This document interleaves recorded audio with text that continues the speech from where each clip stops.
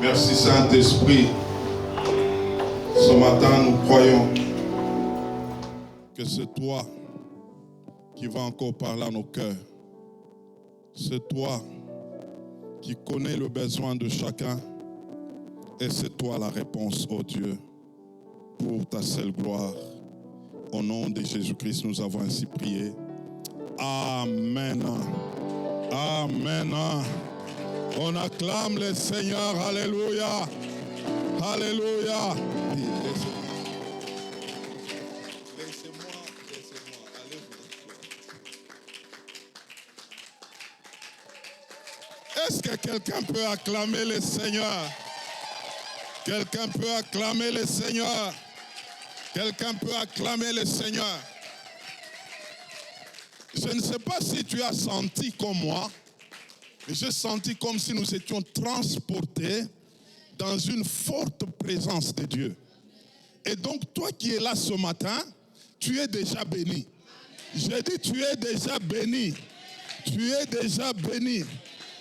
Parce que cette présence, pendant qu'elle se manifeste, cette atmosphère, il y a des solutions aux problèmes, des solutions surnaturelles que le Seigneur est en train d'opérer. Oh, gloire à Jésus. Est-ce qu'on peut encore l'acclamer très fort? Oh, gloire à Jésus. Gloire à Jésus. Gloire à Jésus. Gloire à Jésus. Amen. Nous pouvons reprendre nos places. Dieu soit loué. Nous avions déjà précédé ce thème que le Seigneur avait mis sur notre esprit depuis un certain temps. Comment vaincre les batailles invisibles.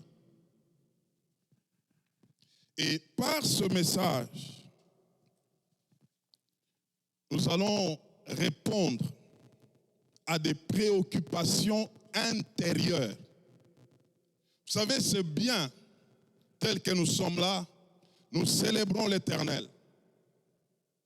Mais il y a des moments qui arrivent où après des moments comme ça, lorsque nous allons nous séparer, et pendant que tu es en train de rentrer, pendant que tu es chez toi seul, l'ennemi arrive, il commence à parler dans ton âme. Et qu'est-ce qu'il te dit? Il te dit des choses qui ne sont pas encore réalisées. Il te présente des challenges que tu as. Et c'est comme ça que vous pouvez rencontrer des personnes. Vous allez rire un peu avec eux, mais dès qu'on se sépare, les cœurs commencent à saigner. Quelqu'un se retrouve devant des défis où seul à seul, il ne sait pas comment y remédier. Mais ce matin, quelqu'un aura une réponse. Nous avons quelques textes à lire. Le premier, nous sommes dans Zacharie, chapitre 3. Zacharie, chapitre 3. Nous prenons du premier verset au verset 4.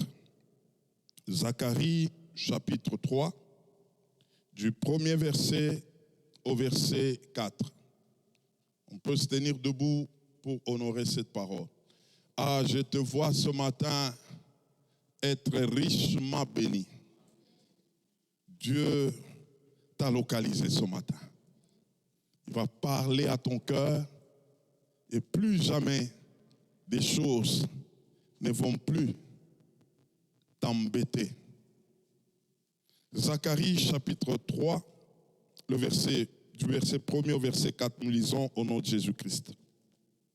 Il me fit voir Josué, le souverain sacrificateur, debout devant l'ange de l'Éternel, et Satan qui se tenait à sa droite pour l'accuser. L'Éternel dit à Satan, que l'Éternel te réprime, Satan, que l'Éternel te réprime, lui qui a choisi Jérusalem. N'est-ce pas là un tison arraché du feu? Or, Josué était couvert de vêtements sales Et il se tenait debout devant l'ange. L'ange, prenant la parole, dit à ceux qui étaient devant lui, ôtez-lui le vêtement sale. Puis il dit à Josué, vois, je t'enlève ton iniquité et je te revêts d'habits de fête. Amen. Nous pouvons reprendre nos places.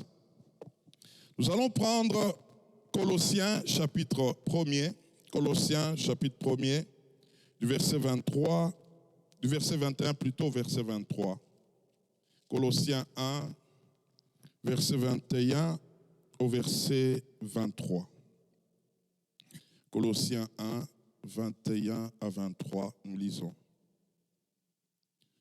Et vous qui étiez autrefois étrangers et ennemis par vos pensées et par vos mauvaises œuvres, il vous a maintenant réconciliés par sa mort dans le corps de sa chair, pour vous faire paraître devant lui saint, irrépréhensible et sans reproche.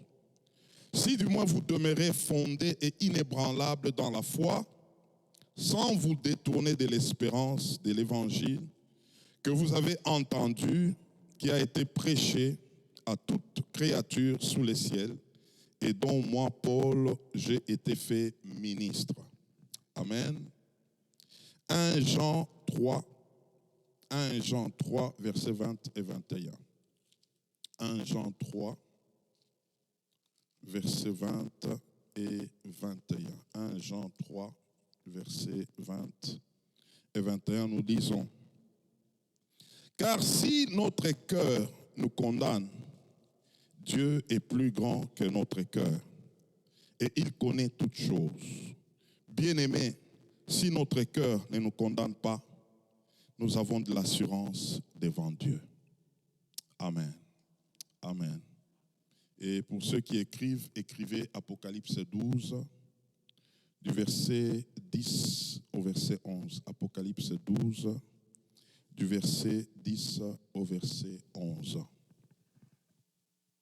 Est-ce que tu peux regarder à ton voisin, tu lui dis, sois attentif. Amen.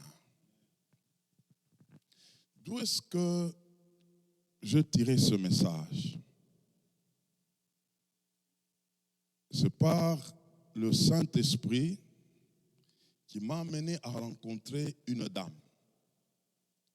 Et nous étions avec cette dame, elle est québécoise, au Salon du Livre de ce mois de juin passé. On avait échangé de livres avec elle. Elle avait écrit un livre et le mien, on a fait l'échange et c'est comme ça qu'on a gardé contact. Et j'ai lu son livre. J'ai retrouvé une histoire bouleversante. Et cette histoire la concernait, la dame en question. C'est une femme maintenant, elle a près de 82 ans, 83 ans. Cette femme, autrefois, elle était mariée. Elle a eu 2 enfants, un garçon et une fille, et puis elle avait divorcé. Pendant qu'elle avait divorcé, elle était une femme battante, elle travaillait, elle se faisait l'argent. Elle s'est dit, je ne vais plus me marier, je vais rester avec mes 2 enfants, un garçon et une fille. Alors quand elle commençait à vivre, le garçon, son fils aîné, commençait à se donner à la drogue, jusqu'à s'abuser. Et un jour à Montréal, elle est allée dans une université. Il est allé dans une université. Il avait une arme. Il s'est retrouvé devant les filles. Il a tiré 14 filles. Il les a tuées là sur place. Et puis il s'est tiré aussi. Il est mort. Cette histoire a fait beaucoup de bruit ici au Québec, au Canada. Même le mois prochain, chaque décembre, on célèbre cette affaire. Le 6 décembre. Cette femme était recherchée partout. Et dans des journaux, on avait écrit tout ça. Et il y avait une dame qui s'appelait Marie. Elle était mariée. Elle avait 2 enfants, un garçon et une fille. Elle avait divorcé. Pendant qu'elle avait divorcé, elle était une femme battante. Elle travaillait, elle se faisait l'argent. Et quand elle commençait à vivre, le garçon, son fils aîné, commençait à se donner à la drogue, jusqu'à s'abuser. Et un jour à Montréal, elle est allée dans une université. Il est allé dans une université. Il avait une arme. Il s'est retrouvé devant les filles. Il les a tuées là sur place. Et puis il s'est tiré aussi. Il est mort. Cette Et elle-même faisait témoignage pour dire qu'elle s'était cachée au moins pendant plus de 11 ans. C'est-à-dire, il y avait en elle la culpabilité, il y avait la honte, tout était mélangé. La fille qui est restée, vu aussi cette situation, elle s'est mise aussi dans la drogue. Quelque temps après, elle s'est donnée aussi la mort. La maman qui disait qu'elle allait rester seule avec ses 2 enfants, elle s'est retrouvée seule, divorcée et sans ses enfants. Comment reprendre la vie?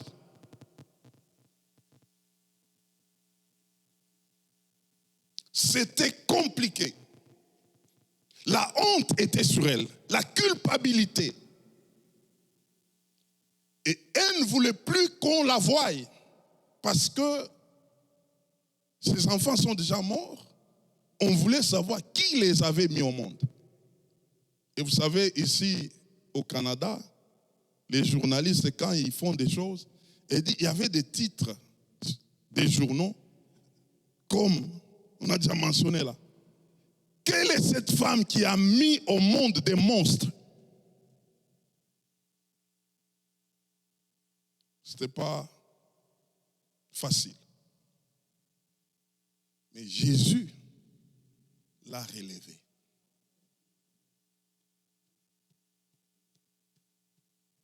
Et c'est de là que j'ai eu l'inspiration de mon message. Le Saint-Esprit a commencé à me parler. Qu'il y a des gens que tu peux voir comme ça, mais de l'intérieur, on est déjà en train de les tuer, les détruire. Ils ne savent pas comment se relever. Le poids de problèmes, le poids des challenges, quelqu'un avec qui vous pouvez être ensemble. Mais à l'intérieur, il a des problèmes et que l'ennemi est en train de les tuer à petit feu.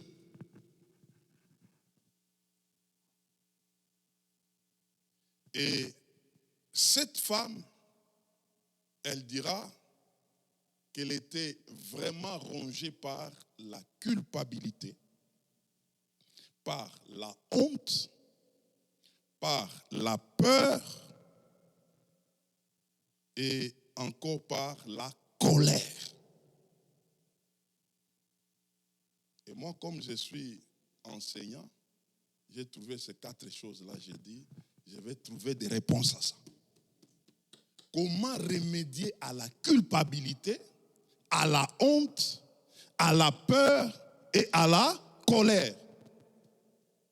À Montréal, j'ai déjà travaillé sur ça et j'ai pris combien? On avait pris combien? 4 dimanches sur ça. Et avec vous ce matin, nous allons souligner juste un point. Comment remédier à la culpabilité? Je pense avant la fin de l'année, nous allons travailler les 3 autres points. Comment remédier à la honte, comment remédier à la peur et comment remédier à la colère. Parce que le vrai problème, c'est de trouver des solutions aux problèmes qui nous rongent. Quelqu'un peut être là, mais il y a un combat de culpabilité en lui. Comment remédier à cela? Nous venons de lire le texte de Zacharie 3. On nous présente un souverain sacrificateur qui était en service. Pendant qu'il servait, l'ennemi Satan était à côté. Il a vu cet homme qu'il avait des habits sales. Autrement dit, il n'était pas propre devant Dieu et l'ennemi était prêt pour l'accuser. Et Dieu l'a vu. Comme plusieurs personnes, tu es avec Dieu, tu vis avec Dieu, l'ennemi te regarde. Il veut aussi présenter des évidences concernant ta vie devant Dieu, afin que Dieu ne puisse pas te regarder favorablement. C'est pourquoi le diable, on l'appelle l'accusateur. son ministère, c'est d'accuser les gens, afin d'avoir l'aval de mettre la main sur eux. Il t'accuse devant Dieu pour dire, il n'est pas digne de toi. Comme il n'est pas digne de toi, laisse-moi mettre ma main sur lui. C'est tout ce que l'ennemi fait. Il y a d'autres, il les pousse vers les fautes, afin de dire à Dieu, voilà ce qu'il a fait, maintenant je peux mettre ma main sur lui. Alors là, Dieu a vu que son fils était en danger. Dieu a intervenu d'abord pour arrêter Satan. Et il a réglé son affaire. Il lui a enlevé les habits sales pour lui donner des habits de fête. J'aimerais rapidement donner deux choses qui nous aident à résister au diable. Combien de choses? Deux choses, rapidement. Premièrement, nous devons nous soumettre à Dieu. Jacques chapitre 4, verset 7. Tu veux être fort devant l'ennemi, il faut faire quoi? C'est soumettre d'abord à Dieu. Et là, tu peux lui résister. Alors, beaucoup de personnes aujourd'hui, on les amène souvent à chercher à résister au diable sans se soumettre à Dieu. Tu ne te soumets pas à Dieu, tu ne peux pas résister à l'ennemi. C'est pourquoi Jacques 4, 7 nous dit, soumettez-vous sous la main puissante de Dieu et résistez au diable, il fuira loin de vous. La Bible ne commence pas par dire résistez au diable. Non, non. D'abord, soumettez-vous à Dieu. C'est que quand tu es sous la couverture de Dieu, l'ennemi ne saura pas mettre la main sur toi. Tu peux lui résister et il peut fuir loin de toi. La deuxième des choses, c'est de ne pas donner accès à l'ennemi. Éphésiens 4, 27. Ne pas donner accès. Ne pas donner accès veut tout simplement dire ne pas lui ouvrir des portes. Ouvrir une porte à l'ennemi, c'est faire ce qui n'est pas de la volonté de Dieu. Tu ouvres une brèche, l'ennemi entrera, il mettra la main sur toi. Mais dès que tu te soumets à Dieu, tes portes sont fermées. Ah, tu vas les laisser promener. Il va laisser promener. Il n'aura pas comment mettre sa main sur toi. Et mes bien-aimés, c'est très important. Et nous voyons ici, pour les Josué sacrificateurs, l'ennemi l'a vu que c'était légal. Il fallait qu'il mette la main sur lui. Mais c'est Dieu qui a intervenu. Vous savez, le Seigneur, dans son amour, il a fait que, quel que soit ce que nous étions, il a fermé les yeux sur nos péchés passés pour aller nous chercher. Et cette dimension a toujours troublé le diable. La dimension de la rémission de péché. Quelqu'un pécheur, il a vécu dans les péchés, dans les mal, connu de tous. L'ennemi conscient de ça. Mais Dieu dit, quel que soit ce péché, moi je l'aime et moi je le sors de là. Satan est troublé. Il n'a jamais compris ça. C'est pourquoi, ce matin, si quelqu'un peut m'écouter, il y a quelque chose qui va se passer en toi. Ce pardon est tellement puissant qu'il arrive même aux hommes de ne pas comprendre ça. Donc quelqu'un que Dieu a pardonné, mais il ne réalise pas. Il continue à s'appeler pécheur. Il continue à dire non, non. Ces choses ici, oui, Dieu peut me pardonner, oui, mais en tout cas, ça a un impact sur ma vie. Et c'est comme ça que Satan attrape des gens, pardonnés par Dieu, lavés par Dieu, mais Satan les attaque par la culpabilité.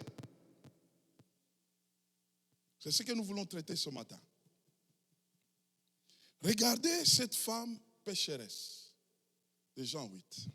On l'a trouvée en flagrant délit. Les gens ont pris des pierres cherchant à la lapider. C'était légal. Mais Jésus arrive, il intervient et dit non. C'est lui qui n'a pas encore péché qu'il commence à jeter la première pierre. Tout le monde commençait à se retirer. Jésus est resté avec la femme là. Jésus dit, moi, je ne te condamne pas. Mais ce que moi je te dis, tes péchés sont pardonnés, mais va et ne pêche plus. Maintenant, écoutez, voyez cette scène-là. La femme avait péché, oui ou non? Maintenant, là, elle est pardonnée. Maintenant, en elle, elle sait que j'avais péché. Et ceux qui sont autour d'elle savent qu'elle avait péché. C'est de là que vient la culpabilité. Mais Dieu, lui, a pardonné. Mais consciemment, tu viens de poser un acte du péché. Comment croire au pardon là et marcher avec une conscience pure? Nous venons de lire avec vous. Lorsque ton cœur te condamne, toi tu n'es pas plus grand que ton cœur.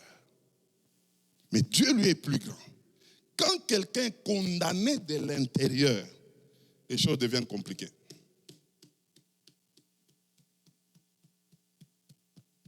Et quand tu ne sais pas te libérer de cette condamnation, l'ennemi viendra pour te dire, même si Dieu a dit, tu es pardonné, mais toi tu as fait ça, non?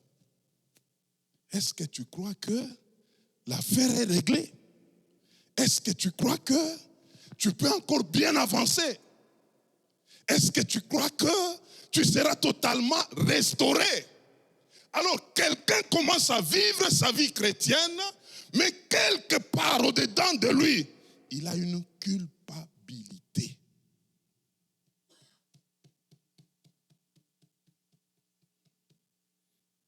C'est ça que nous voulons régler ce matin.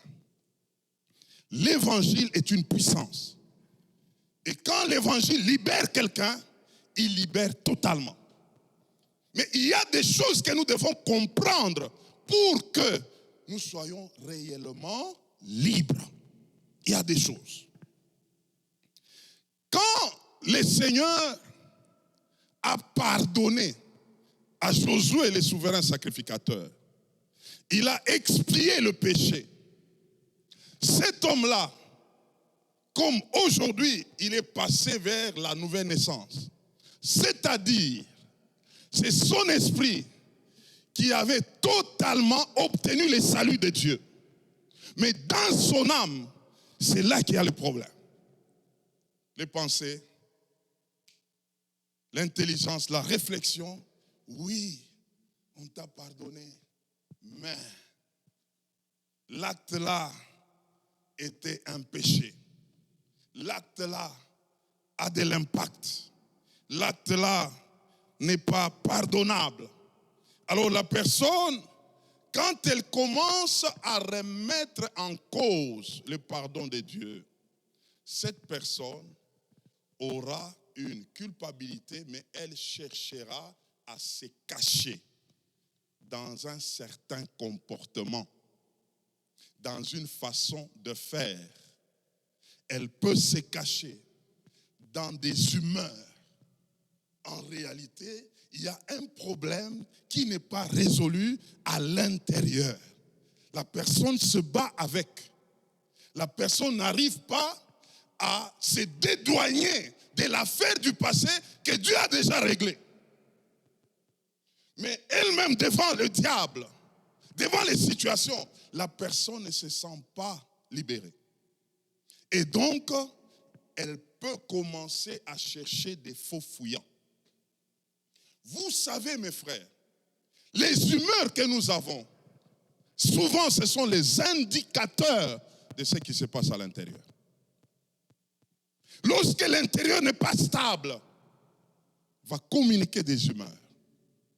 Et c'est comme ça que la femme dont je parlais, elle, dans la culpabilité, elle commençait à se cacher dans une vie où elle s'est dit, moi, elle a défini sa vie pour chercher l'argent. Je vais me battre, je vais avoir de l'argent, je vais faire des choses. En fait, c'était comme une compensation.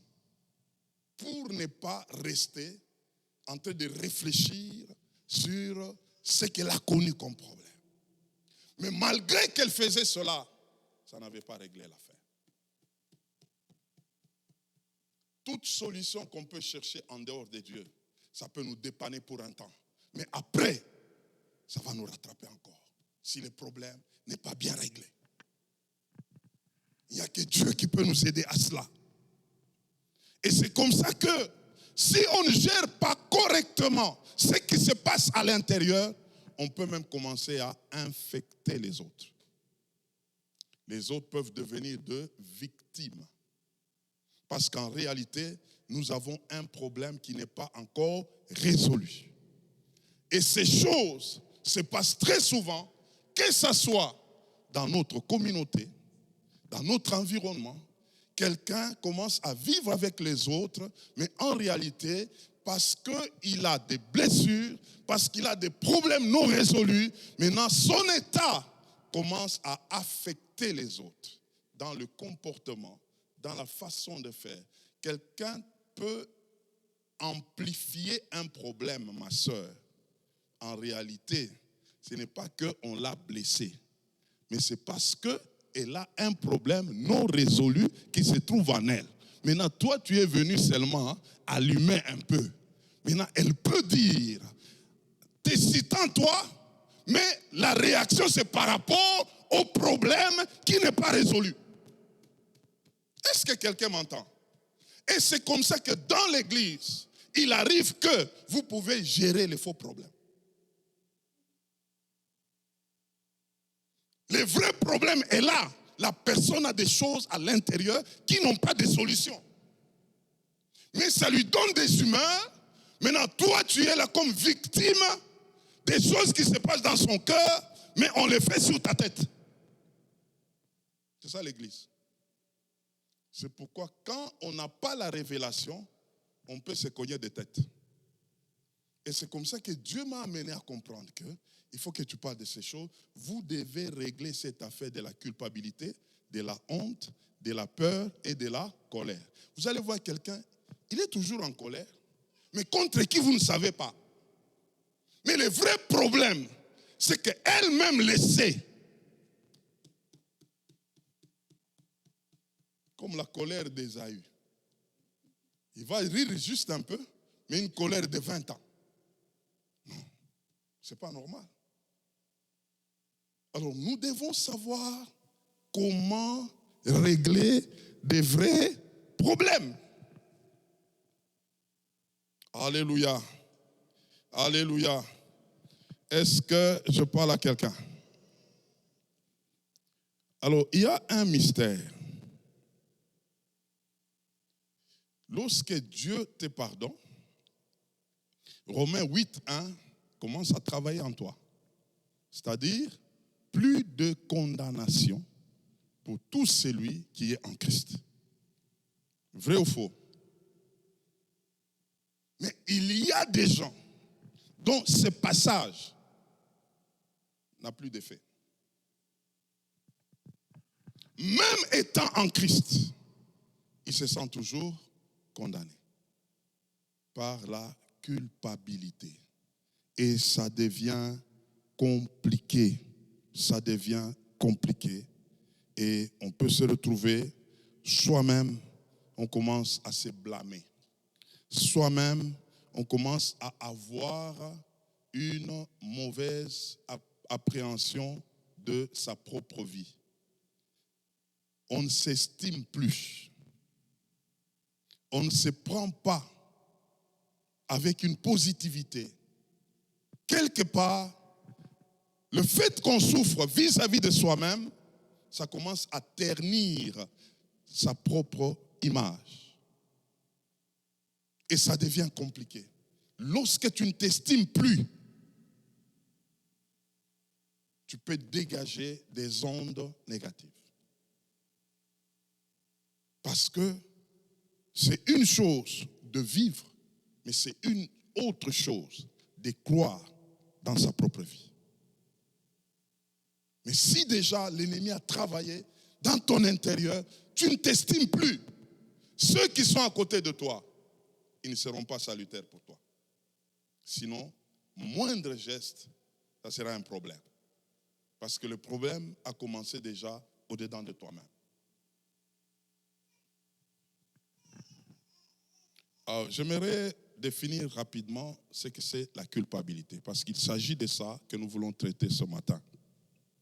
C'est quoi la culpabilité? C'est tout un état d'une personne qui est coupable, dont la personne se sent coupable. Donc c'est tout un sentiment intérieur qui anime la personne d'une manière personnelle. Elle se sent que quelque chose ne va pas. Elle s'accuse. C'est comme une dimension d'auto-accusation. Une personne est en train de s'accuser, quand bien même, ici dans le contexte de Dieu, Dieu t'a déjà pardonné. Dieu a déjà enlevé l'opprobre. Mais la culpabilité arrive pour te dire que le problème n'est pas réglé. Parce qu'il te rappelle que tu étais là-dedans. Ah, c'est dur, hein? Ah, c'est dur. Donc, il te pousse à te condamner. Vous savez, il y a des gens, tu peux te retrouver, les gens te regardent de loin. Directement, tu te dis, ah, donc, comme ils m'ont regardé comme ça, donc, ils ont parlé mal de moi. C'est déjà un travail de culpabilité en toi. Donc, les gens sont là, en train de rire. Ah, comme ils ont ri là, c'est moi. Ils se sont moqués de moi. Et puis, du coup, ça lui donne l'humeur vis-à-vis de ces personnes. Tu arrives maintenant devant les personnes ne comprennent pas, tu as déjà changé.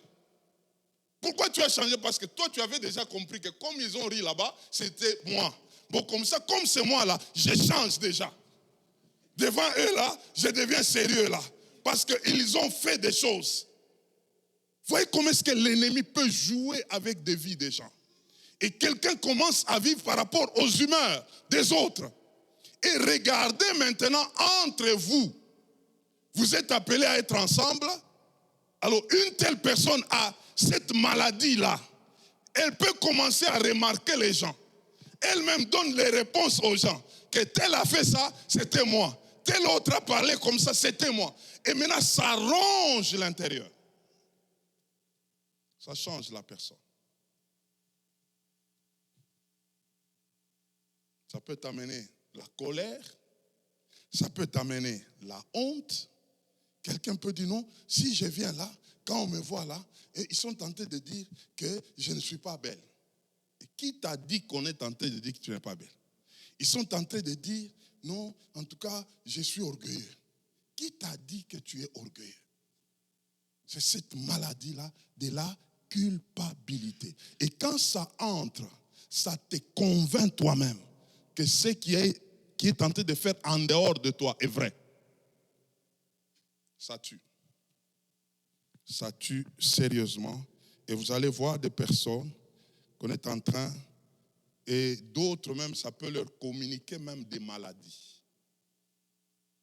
Tellement tu as travaillé cet aspect-là, tu commences à te sous-estimer jusqu'à ce que ça commence à ronger ton âme, ça attaque ton corps.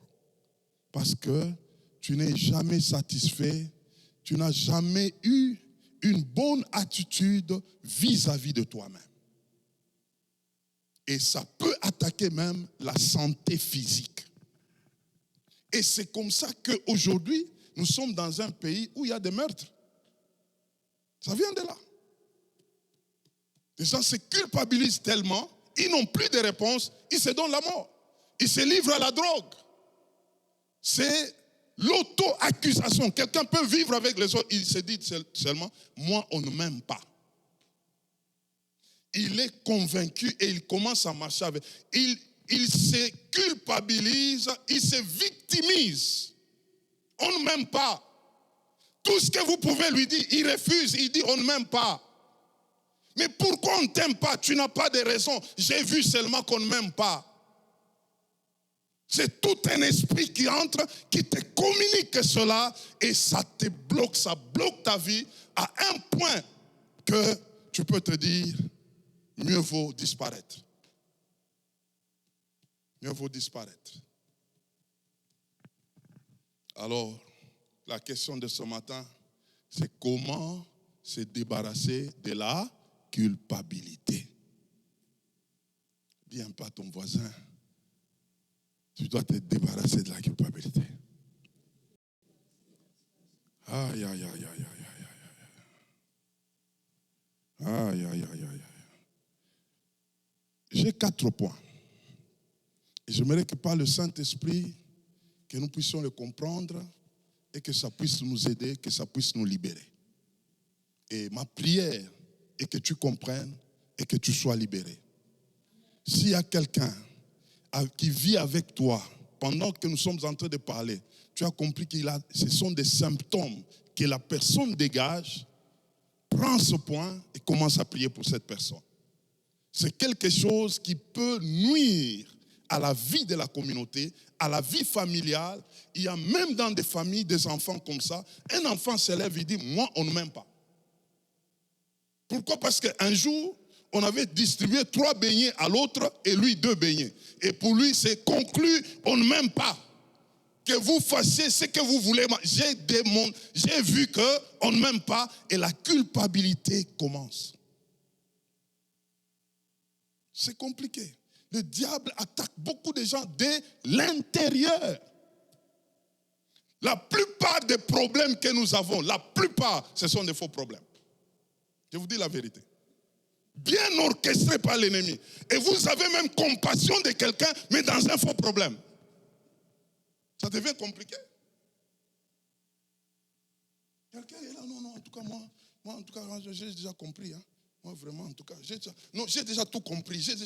Mais qu'est-ce qu'il y a, frère? Non, j'ai compris seulement, j'ai compris. Tu as compris quoi? Non, en tout cas, j'ai compris. J'ai seulement compris. L'ennemi a travaillé là-dedans. Maintenant, vous commencez à philosopher pour savoir qu'est-ce qu'il a compris. La première des choses, si quelqu'un me connaît, il peut déjà répondre à cette question ici. Et je vais ajouter quelque chose ce matin. Tu dois expérimenter, il faut comprendre le mystère de la nouvelle naissance authentique par rapport à Christ. Selon, je suis en train d'ajouter, selon Romains 6, 4 à 6. Si quelqu'un comprend cette dimension aujourd'hui, comprendre le mystère de la nouvelle naissance authentique par rapport à Christ, selon quoi? Romains 6, 4 à 6. Vous savez, nous parlons de la culpabilité. Lorsque quelqu'un vient à Christ, selon Romains 6, 4 à 6, c'est que cette personne était identifiée autrefois en Adam. Il avait la même racine avec Adam. Maintenant que la personne est à Christ, cette personne a maintenant la racine avec qui? Avec Christ. C'est que lorsque Christ allait à la croix, tu étais en lui. Lorsque Christ allait dans les zones inférieures, tu étais avec lui. Lorsque Christ ressuscitait, tu étais avec lui. Et parce que tu étais avec lui, maintenant tu tires ta vie de Christ. Alors écoutez quelque chose ici. Le fait que nous sommes déclarés saints, ce n'est pas d'abord par rapport à ce que nous faisons. Nous sommes déclarés saints parce que nous tirons notre vie de Christ. C'est lui notre racine. Ce n'est pas à cause de ce que je fais ou ce que je ne fais pas. Non, c'est à cause de ce que Christ est devenu ma racine. Et lorsque Christ est devenu ma racine, je tire ma vie de lui.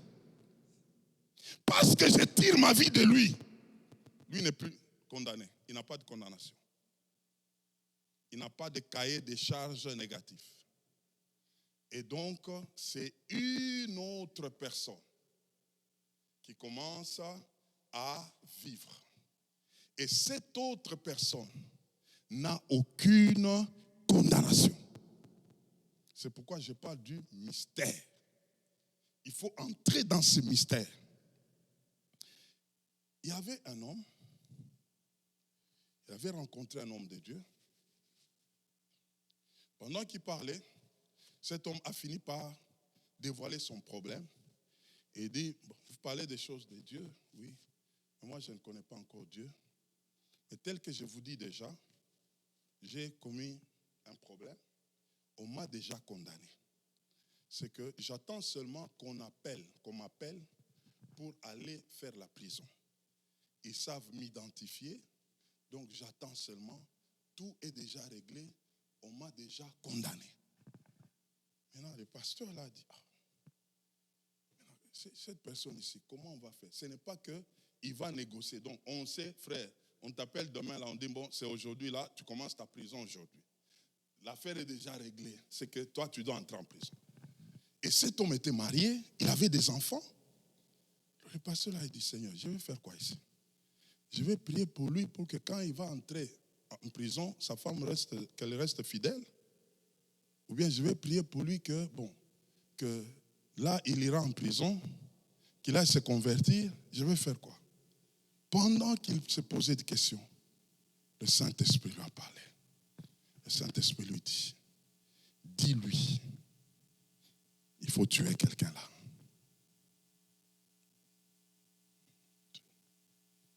Dis à ton voisin, il faut tuer quelqu'un. Il faut tuer quelqu'un. Il dit oui.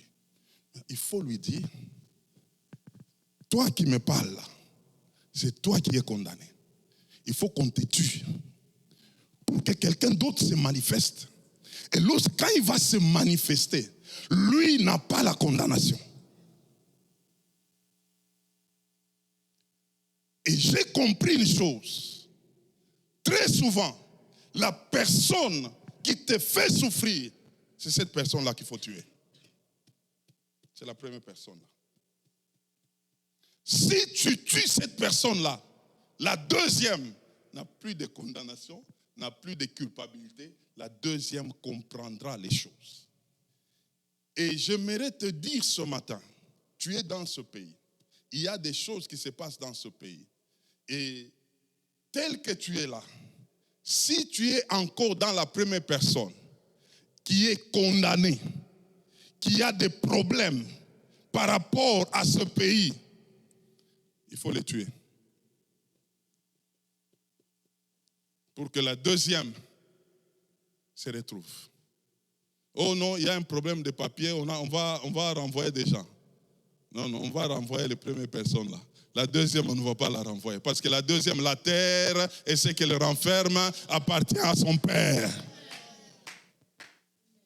Comprends cela. Tu opères dans la dimension de quelle personne? J'ai compris une chose. Il y a un homme, son nom c'est Jacob. Jacob avait eu sa bénédiction en volant auprès de son père, son frère, Ésaü.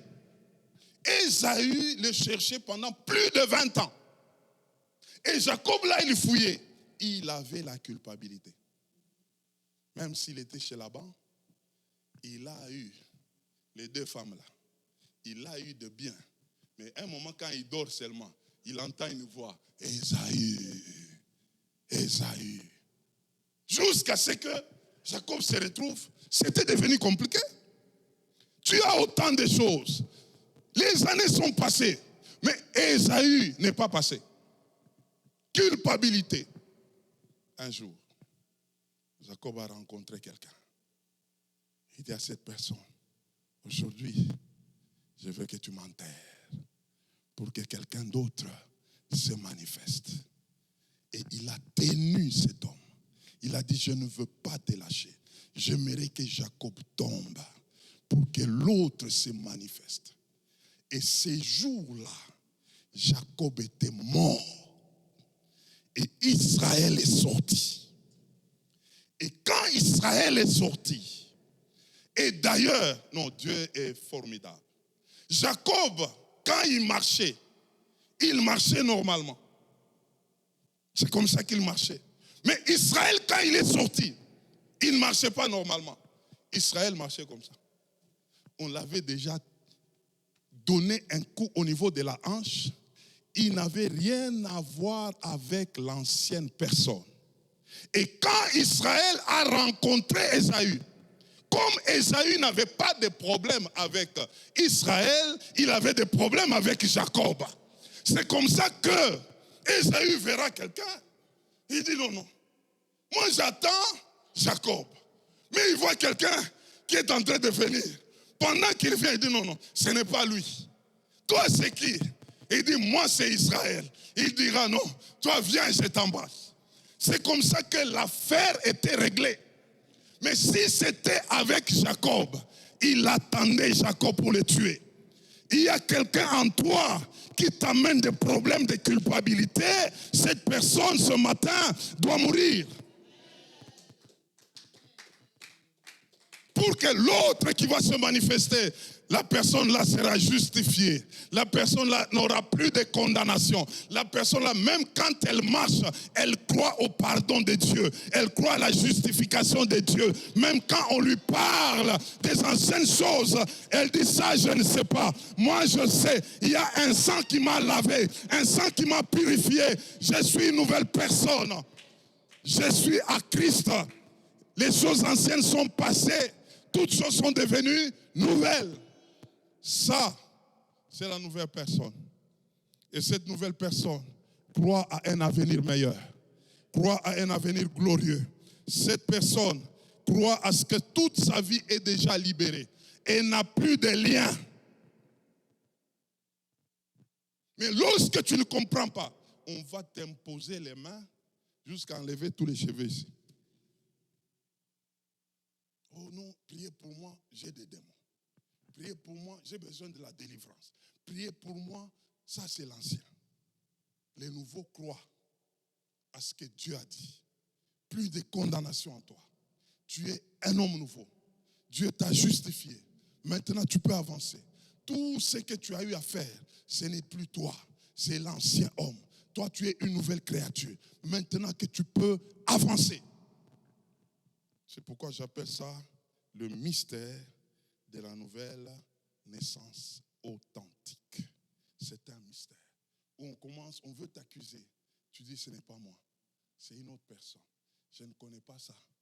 Ce n'est pas mon problème. Le problème là est déjà passé. On dit, mais c'est toi. On dit, non, moi je ne connais pas ça.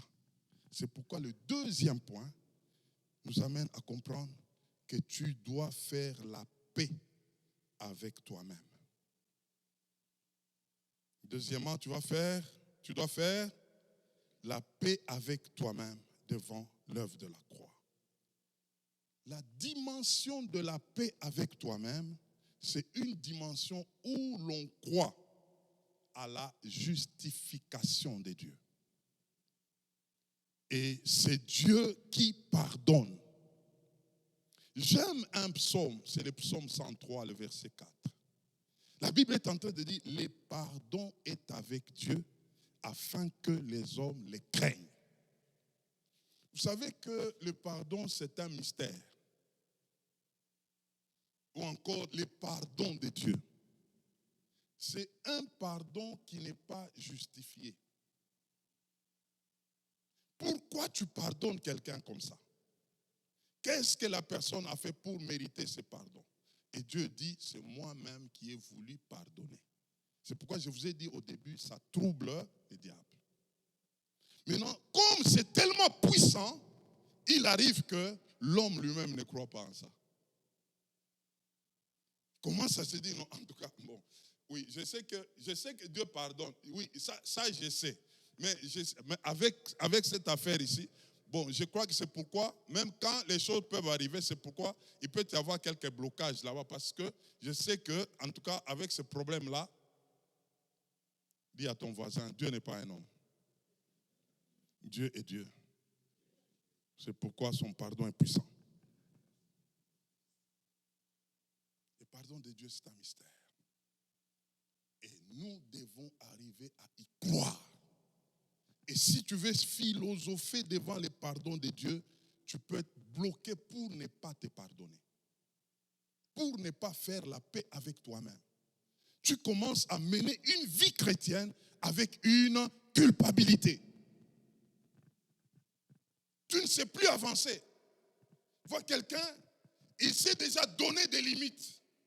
Que ça, je ne peux pas franchir à cause de quelque chose qui s'est passé autrefois. Ça, ce n'est pas pour moi. Ça, c'est pour les autres. Laisse-moi te dire ce matin, le pardon de Dieu est sans limite. Crois dans ce pardon-là. Refais-toi. Et toutes ces choses, souvent, ça nous ronge. C'est dans notre âme. Dans l'âme, il y a l'activité. Il y a beaucoup d'activités. De l'intelligence, des réflexions, des pensées. C'est pourquoi, mes frères, quand on passe par une nouvelle naissance authentique, selon Dieu, nous devons courir vite vers la cure de la parole de Dieu. J'appelle ça la cure. Parce que pour changer ton système de pensée, tu ne vas pas là-bas vite. Tu peux être converti, mais avec un système de pensée du monde. Ça va te torturer. C'est par là que tu auras des paroles qui vont commencer à te dire le contraire de ce que Dieu vient de faire dans ta vie.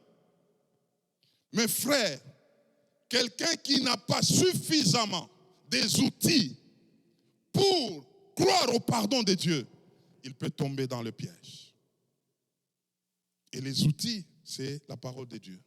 Des versets bibliques qui t'amènent à croire au pardon de Dieu. Qui t'amènent à croire à la justification de Dieu. Plus de condamnation. Il a effacé l'acte dont les condamnations, dont les ordonnances nous condamnaient. Il les a cloués à la croix. Tu es justifié. Le fait que tu as cru en lui. Et que dans ton mental, que ça commence à fonctionner de cette manière-là, la culpabilité va te laisser.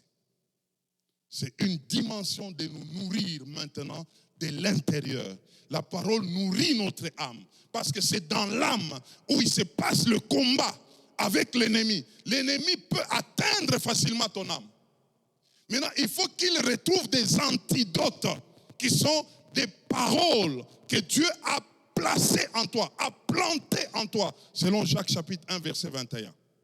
Que la parole soit plantée en toi. Lorsque l'ennemi viendra avec des paroles négatives, que l'ennemi puisse trouver des paroles qui repoussent ce que l'ennemi propose en toi. Sinon, mon frère, sinon, ma soeur, tu ne seras pas en paix contre toi-même. Et ce qui fait souffrir, lorsque l'homme intérieur n'est pas en paix par rapport à lui-même, il y a des victimes autour de lui déjà. Il peut faire mal facilement. Troisièmement, nous devons maintenant identifier les choses qui ont tendance à nous culpabiliser et le traiter. Il faut faire quoi? Identifier les choses qui ont tendance à nous culpabiliser et le traiter. Quelles sont les choses qui te culpabilisent? Quelles sont ces choses-là? Tu as besoin de les identifier et commencer à les traiter. Comment est-ce qu'on traite ces choses? C'est un combat intérieur. On doit le traiter avec des outils intérieurs. C'est pourquoi, mes frères, si quelqu'un manque la parole de Dieu, il devient une proie facile pour l'ennemi. Alléluia. Le salut de l'esprit est un salut instantané, mais le salut de l'âme est un salut progressif. C'est dans l'âme où se passent les choses. Tu dois identifier les choses qui cherchent à te culpabiliser. Qu'est-ce qui te culpabilise? Et trouve le remède, trouve les antidotes, trouve les médicaments. Je vais te proposer quelques médicaments. Ah oui, c'est pourquoi je suis médecin. Oui, je prescris des médicaments. Ah oui. Prenez Romains chapitre 8, verset 1. Colossiens chapitre 2, versets 14 à 15. Prenez Acte 23, verset 1. Acte 24, verset 16. 1 Timothée 3, 9. Philippiens 2, 12 à 13. Colossiens 1, 21 à 23. C'est correct? Je reprends. Romains 8, 1. Colossiens 2, 14 à 15. Acte 23, 1. Acte 24, 16. 1 Timothée 3, 9. Philippiens 2 plutôt. Philippiens 2, 12 à 13. Et puis Colossiens 1, 21 à 23. Alors écoutez-moi mes frères. Les passages que je viens de vous donner, ce sont des passages qui guérissent l'intérieur. Est-ce que quelqu'un m'entend? Parce que je ne comprends pas la vie chrétienne d'aujourd'hui. C'est comme si on nous a amenés sur un terrain de vite fait. Vous priez seulement pour nous, imposez-nous les mains et que les choses marchent. On ne fait pas comme ça. Dis à ton voisin, ça ne se fait pas comme ça. Regarde à ton voisin, tu lui dis, la vie chrétienne, c'est travailler. Dis-lui, il faut travailler à ton salut. Il faut travailler à ton salut. C'est ça la vie chrétienne, il faut travailler. Il y a des choses telles que je vous ai données. Prenez-le, commencez à les manger. Amen, ma soeur. Il faut faire quoi? Les manger. Jusqu'à ce que ça va s'asseoir. Alors, quand quelqu'un viendra chercher à te condamner, il y a un verset qui sort. Il dit, plus de condamnation pour moi, je suis en Christ. Quelqu'un vient dire que dans ta famille, voilà ce qui arrive. Toi aussi, tu es là-dedans. Tu dis, il a effacé l'acte dont les ordonnances me condamné. Je ne suis pas là-dedans. Mais regarde ta conscience, comment est-ce qu'elle est? Ma conscience est pure parce que j'ai ma racine qui est Christ. Mes frères, ces choses ici, je vous dis, c'est vrai. Il m'arrive de combat quand j'entends des paroles du diable. Je ne réagis pas, mais ce sont les versets qui réagissent.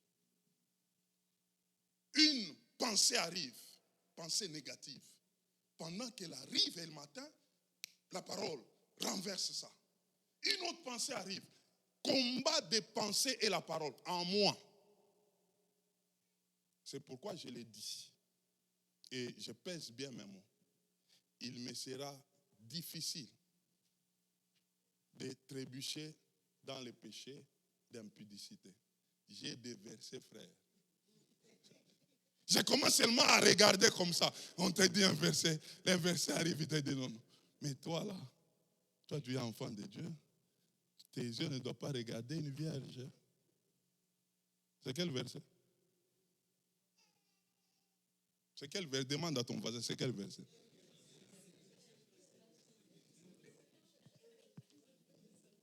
Nous avons ces choses-là, nous les avons. Alors, tellement que c'est entré pendant longtemps, ça commence maintenant à travailler en toi.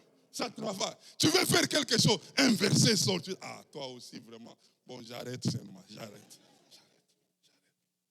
J'ai travaillé à ça.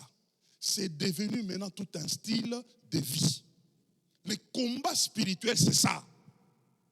Où tu t'es chargé de munitions. C'est entré tellement en toi, une situation arrive. Il y a déjà un retour. Le retour à l'expéditeur, ce n'est pas ce que tu fais là. Retour à l'expéditeur, tu commences à écrire. Retour à l'expéditeur, c'est un verset qui renverse la situation qui vient chez toi. C'est ça, retour à l'expéditeur. Toi, tu dis retour à l'expéditeur. Mais au-dedans de toi, le diable dit, mais toi, tu es vide là. Je vais retourner encore. Je vais faire encore un retour. C'est ça le problème.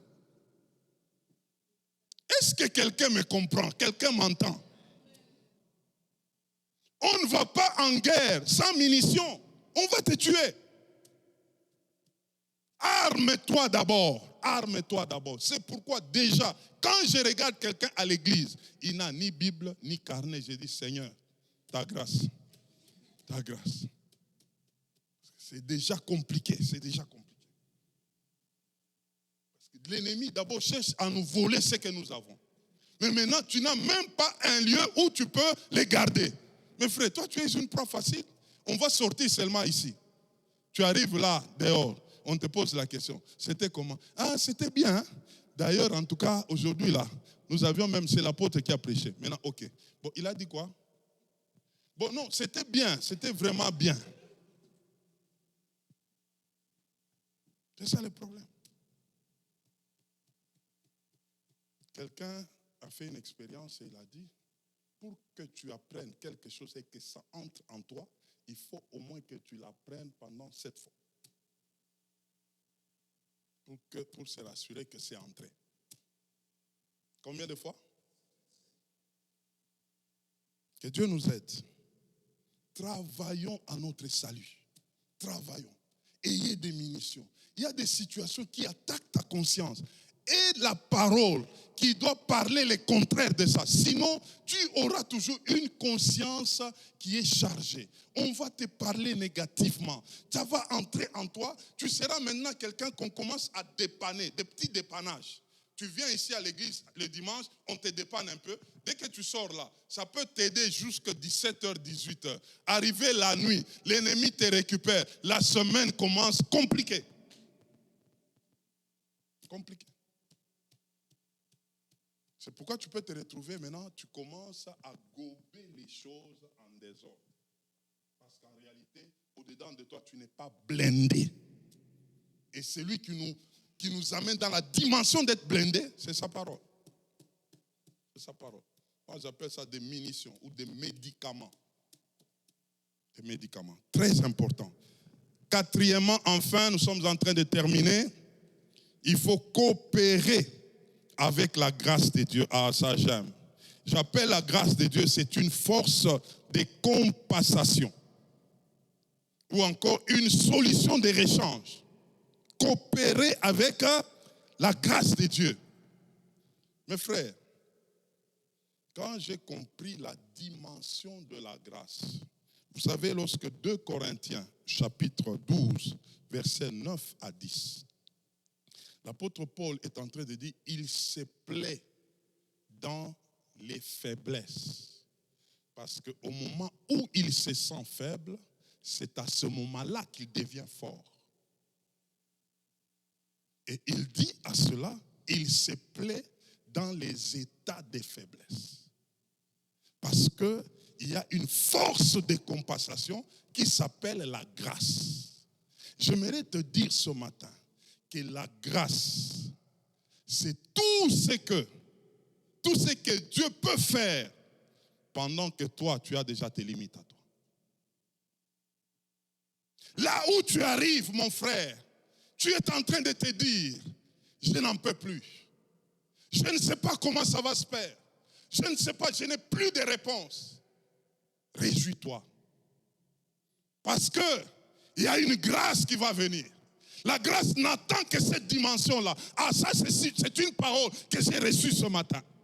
Pendant que j'ai prié, j'ai regardé devant moi. Je ne vois pas quelque chose. J'ai dit, Seigneur, il dit, oui, tu dois déjà me célébrer.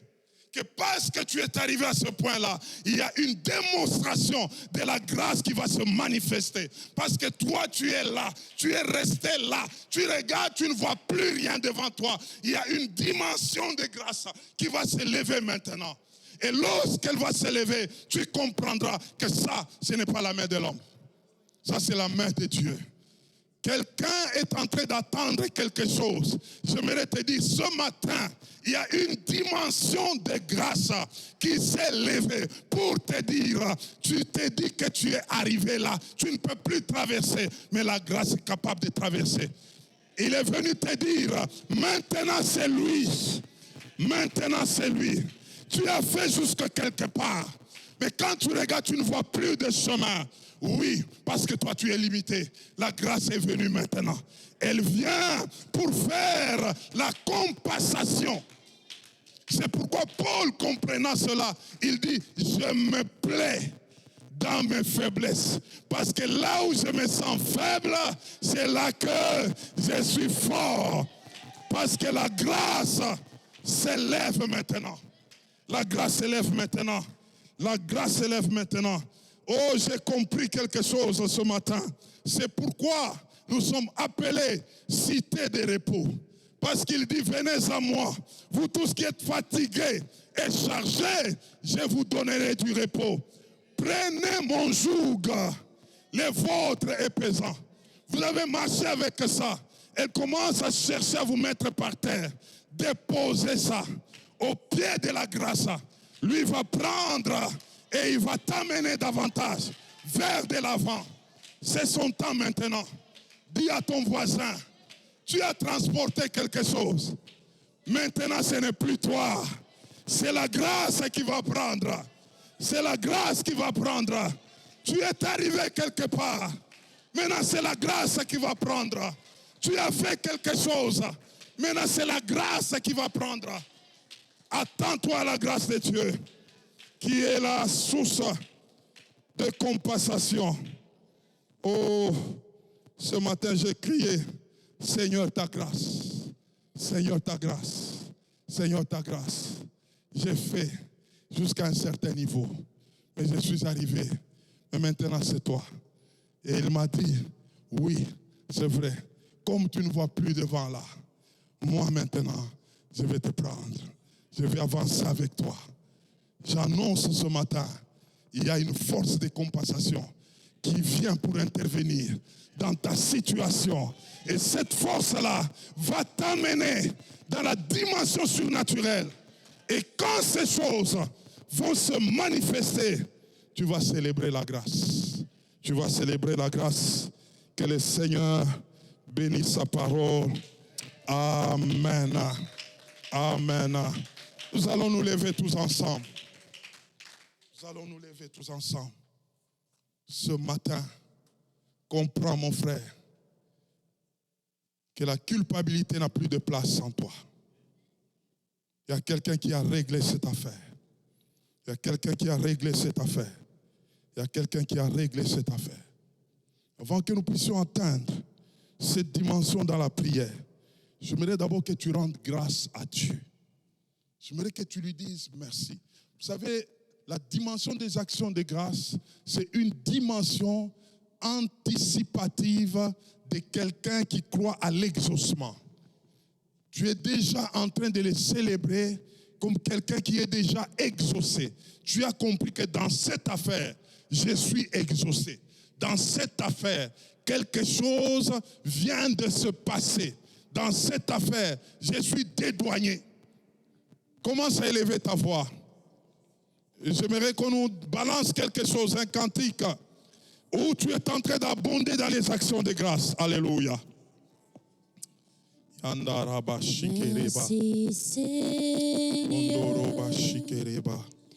Merci Seigneur. Merci Seigneur. Alléluia. Merci Seigneur. Merci Seigneur. Merci Seigneur. Alléluia. Merci Seigneur. Merci Seigneur. Pour ta grâce, merci. Oui, merci Seigneur. Oh oui, alléluia.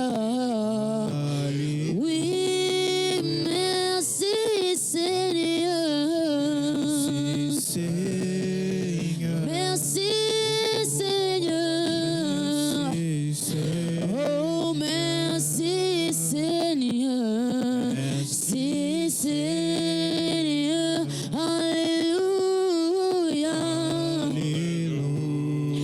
Merci Papa. Merci Papa. Oh oui, merci Papa. Oh oui, merci Papa. Merci Merci Papa. Alléluia.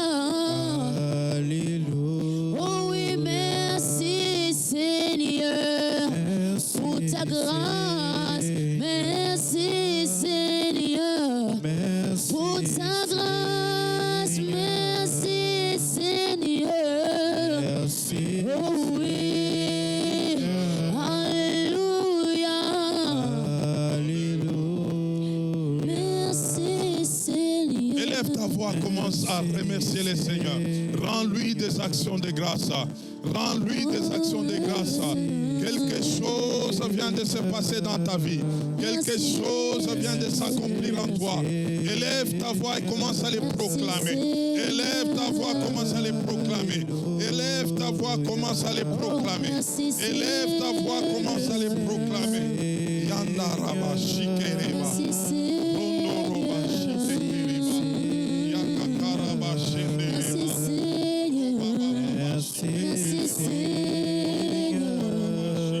Alléluia. Adonai, merci Seigneur. El Shaddai, merci. Oh oui, merci Seigneur. Oh Seigneur. Alléluia. Écoute-moi maintenant. Ce matin, nous n'allons pas passer ce temps comme ça. Je ne sais pas où tu es rendu avec ton défi là. Ce que nous voulons faire maintenant, c'est implorer la grâce. Vous avez compris comment est-ce que nous avons dit, nous avons défini cette grâce. La limite, tu es arrivé dans tes limites. Maintenant, c'est la grâce.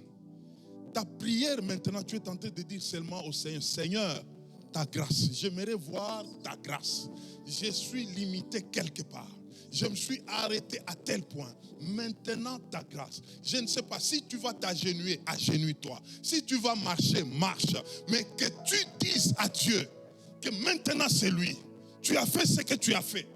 Maintenant c'est lui. Sa grâce, sa grâce, sa grâce. Commence à élever ta voix et commence à proclamer cela. La grâce. La grâce, la grâce, Seigneur ta grâce, Seigneur ta grâce, Seigneur ta grâce, Seigneur ta grâce. Paul l'a compris, il pouvait dire, je me plais dans mes faiblesses, parce que là, c'est maintenant que je deviens fort, à cause de la grâce. Maintenant c'est la grâce. Maintenant c'est la grâce. Maintenant c'est la grâce. Maintenant c'est la grâce. Maintenant c'est la grâce. J'ai fait ce que je pouvais. Maintenant c'est la grâce. Maintenant c'est la grâce. Maintenant c'est la grâce. Maintenant c'est la grâce. Seigneur ta grâce. Seigneur ta grâce. Seigneur ta grâce. Seigneur ta grâce. Seigneur ta grâce. Seigneur ta grâce. Seigneur ta grâce. Ta grâce Seigneur. Ta grâce Seigneur. Roba shikiriba. Yakaraba shikiriba. Rondo roba shikiriba. Yakaraba shikiriba. Rondo roba shikiriba. Yakaraba. Baba shike kereba kantaraba rondo roba yakakaraba shikereba kantaraba roko koroba yakaraba shikereba kantaraba. Merci Seigneur. Écoute-moi mon frère, écoute-moi. Nous entrons en novembre, nous sommes en novembre. Il nous reste un mois pour terminer cette année. Et j'aimerais te dire ce matin, tu es en train de régler un grand problème de l'année aujourd'hui. Avant que cette année ne termine, tu vas témoigner. Nous allons en décembre, les jours de témoignage, tu témoigneras à partir de ce jour. Tu es en train de dire encore, Seigneur ta grâce, Seigneur ta grâce. Continue dans cette prière. Quelque chose est en train de se passer aujourd'hui. Tu ne vas pas terminer cette année d'expansion comme ça. La grâce est là. La grâce est là. La grâce prend les choses en main. Mieux vaut la fin d'une chose que son commencement. Nous entrons dans le compte à rebours. La grâce est là maintenant. C'est le temps de la grâce. Tu as marché jusqu'au 11e mois. Laisse-moi te dire, Ce qui reste, c'est à lui maintenant. C'est à lui maintenant. C'est à lui maintenant. C'est à lui maintenant. C'est à lui maintenant. C'est à lui maintenant. C'est à lui maintenant.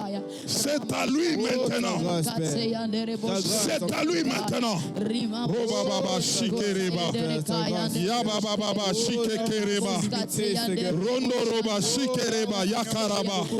Roba baba shikekereba yakaraba. Roba baba shikekereba yakaraba. Roba baba shikekereba yakaraba. Roba baba shikekereba yakaraba. Roba baba shikekereba yakakaraba. Roba baba shikekereba yakaraba. Roba baba shikekereba kantaraba rokoroba.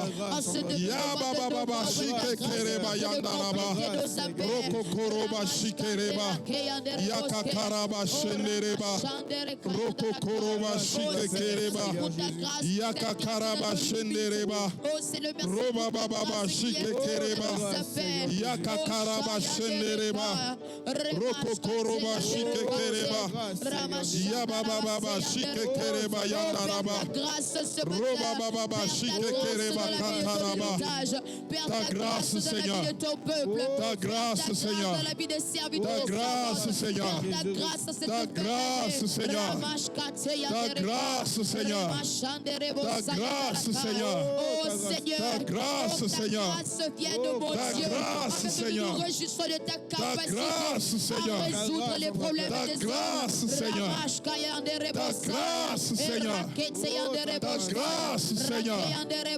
Ta grâce, Seigneur. Oh Père, ta grâce de la vie de ton peuple. Ta grâce, Seigneur. Ta grâce, Seigneur. Alléluia, Jésus. Ta grâce, Seigneur.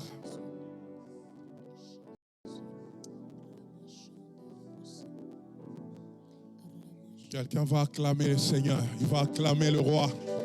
Il va acclamer le Seigneur. Oh, acclame le Seigneur. Alléluia. Alléluia. Alléluia. Alléluia. Alléluia. Alléluia.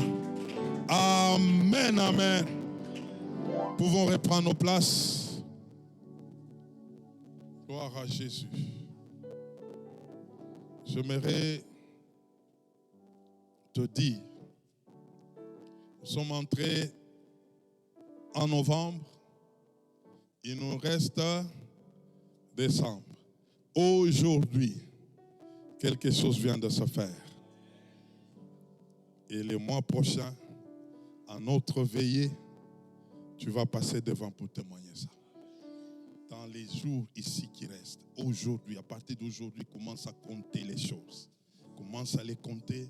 Reviens le 31 ici. Dis à ton voisin, reviens le 31 ici. Avec un témoignage ici. Avec un témoignage ici. Avec un témoignage ici. Avec un témoignage ici. Gloire à Jésus.